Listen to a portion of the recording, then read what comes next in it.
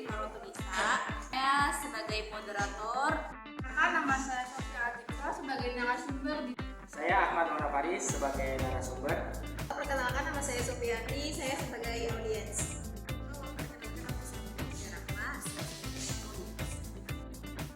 Perkenalkan, nama saya Asal Falila. Di sini saya sebagai audiens.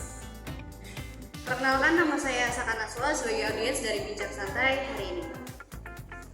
Ya, perkenalkan, nama saya Nanda Mulia sebagai videographer di acara Bincang Santai kali ini.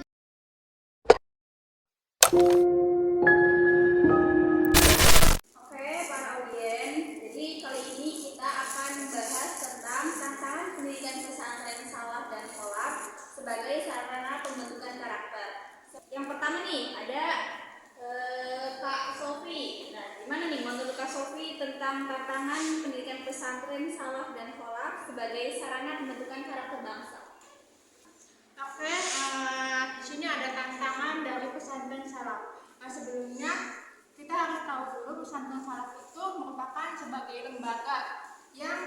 lembaga pendidikan Islam tradisional di Indonesia yang memiliki peran untuk membangun karakter bangsa.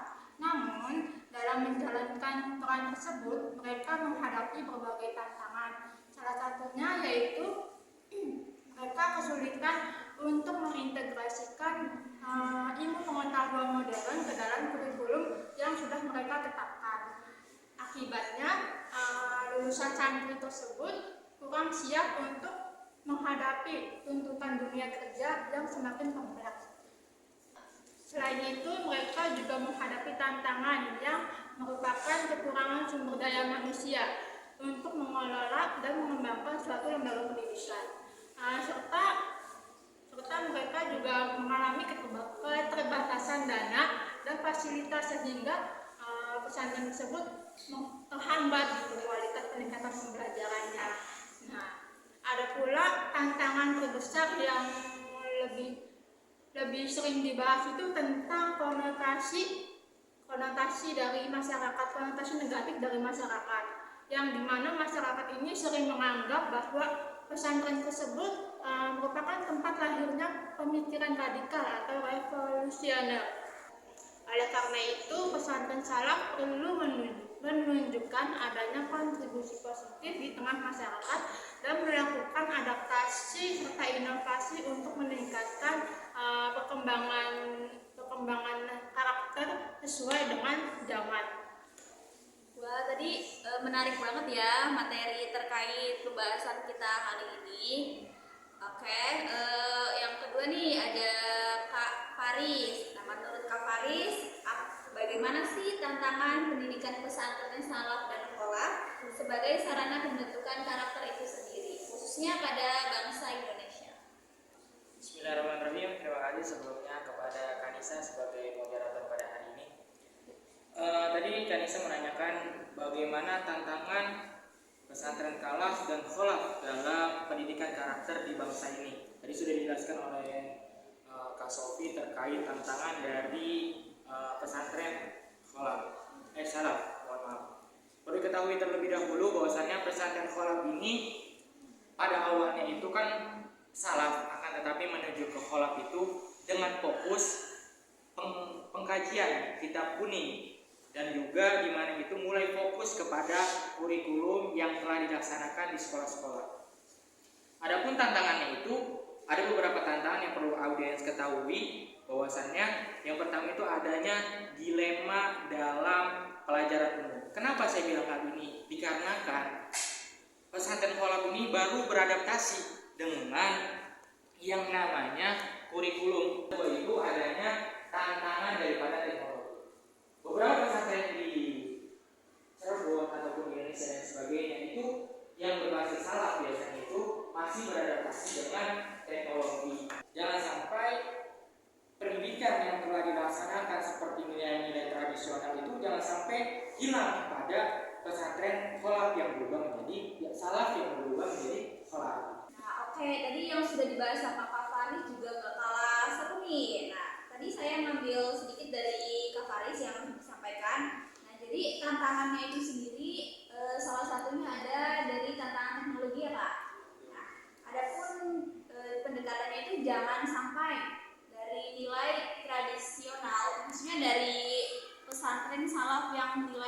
yang sudah ada sebelumnya itu jangan sampai terkikis atau bahkan sampai punah. Nah, jadi kita harus melestarikannya juga nih, walaupun sudah seiring berkembangnya teknologi, berkembangnya zaman, kayak gitu.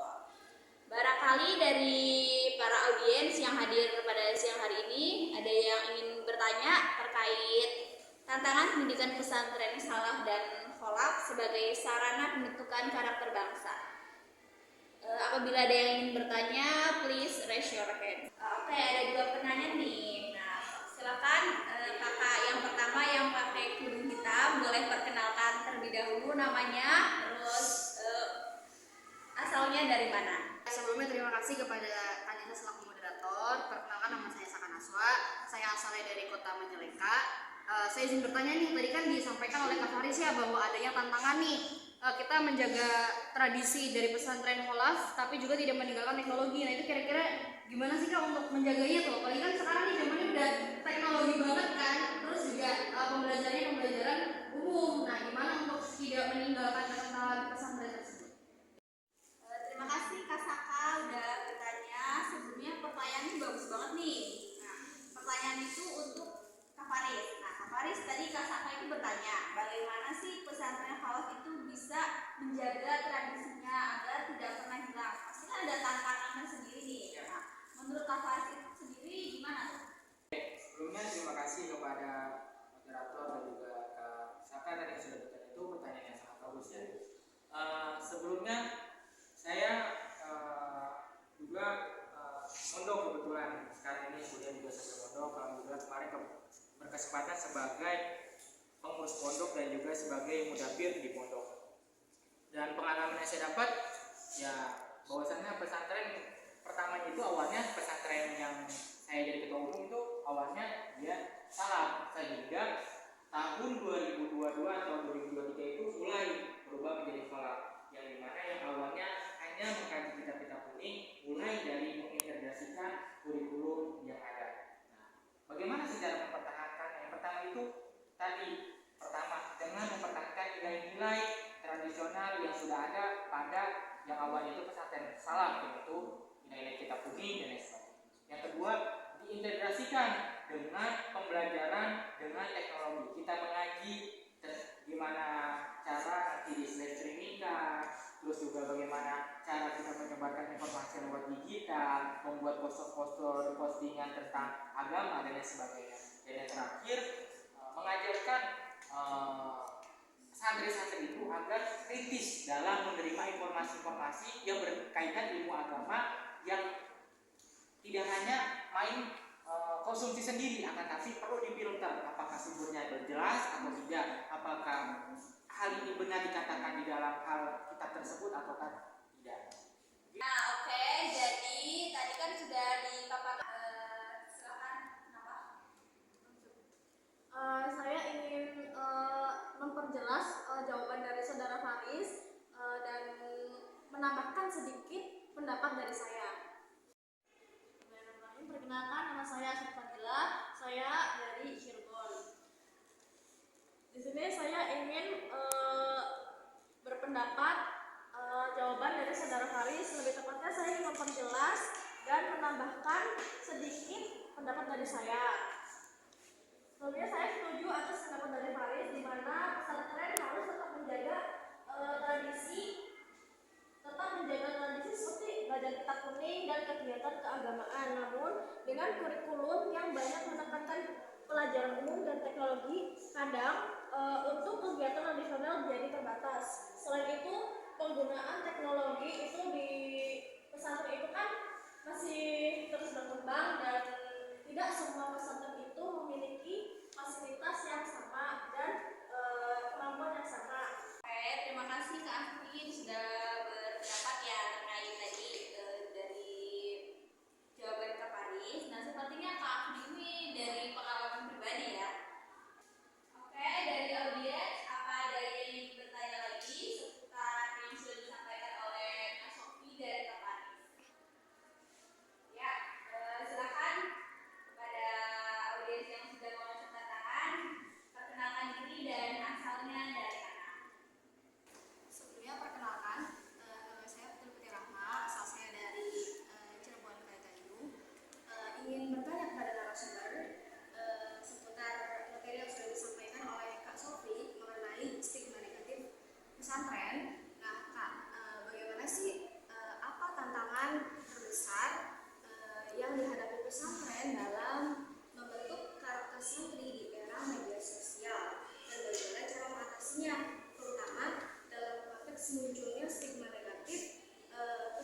pesantren di masyarakat. Itu saja yang saya tanyakan. Terima kasih.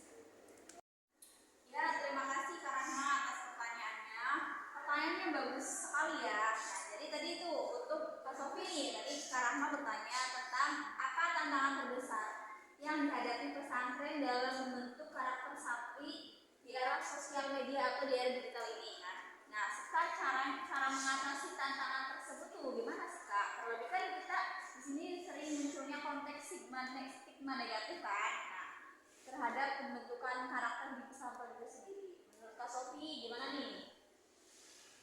Oke, terima kasih kepada Kak Nisa dan Kak Rahma ini yang sudah bertanya terkait apa tantangan terbesar yang ada di pesantren saat dalam membentuk karakter di era media sosial. Itu di era digital ini kan media sosial itu udah banyak kali ya, termasuk ada TikTok dan lain sebagainya gitu. Jadi ini nih tantangan terbesarnya itu merupakan dalam media sosial itu derasnya arus informasi.